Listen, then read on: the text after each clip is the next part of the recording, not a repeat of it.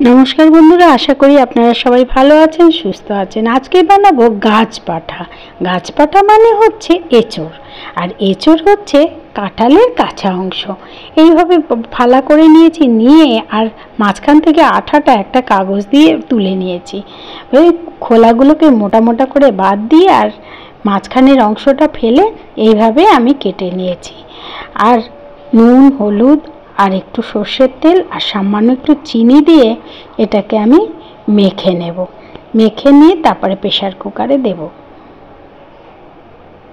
এই যে চিনি দিয়ে দিলাম, মাখা হয়ে গেছে, প্রেসার কুকারে বসিয়ে দিচ্ছি।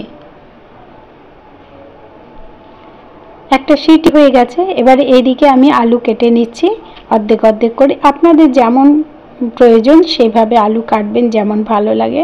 আর অন্যদিকে আমি 3টে ছোট ছোট পেঁয়াজ নিয়েছি, বড় হলে একটা নিলেও হবে। আর পেস্টে দিয়েছিলাম আরও একটা পেঁয়াজ। এবারে এইগুলোকে কেটে নিয়েছি, পেঁয়াজ আর টমেটো। আর মেয়েকে বললাম দেন আর একটু চিংড়ি মাছটা ছাড়িয়ে, নালে তো আমার দেরি হয়ে যাবে, কি করে একসঙ্গে সব করবো। মেয়ে সঙ্গে সঙ্গে দিতে শুরু করলো। আমি এইদিকে প্রেসারে সিদ্ধও হয়ে গেছে। অন্য গ্যাসে আমি বসিয়ে দিয়েছি আলু ভাজা। একটু নুন একটু হলুদ দিয়ে দিলাম, দিয়ে এটাকে ঢেকে দেব।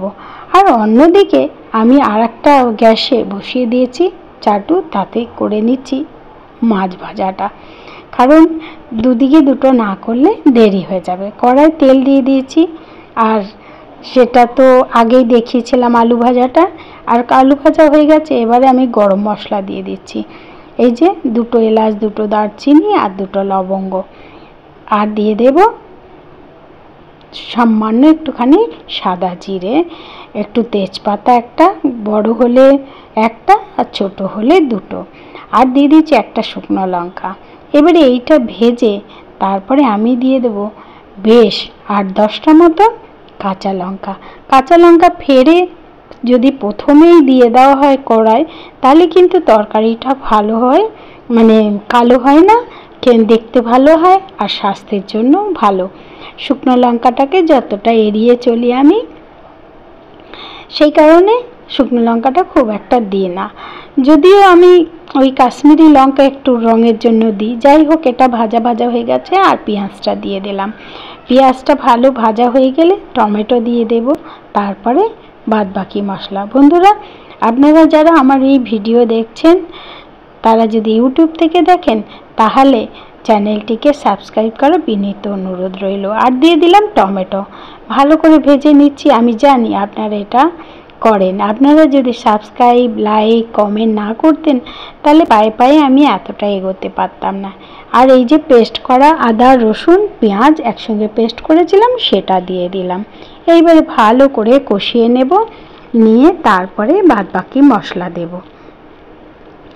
এইবারে দিয়ে দিচ্ছি 1 চামচ নুন, 1 চামচ হলুদ, আর লঙ্কার কাশ্মীরি লঙ্কার গুঁড়ো 1 চামচ, আর দিয়ে দিচ্ছি ধনে গুঁড়ো 1/2 চামচ, জিরে গুঁড়ো 1/2 চামচ, আর গরম মশলা 1/2 চামচ।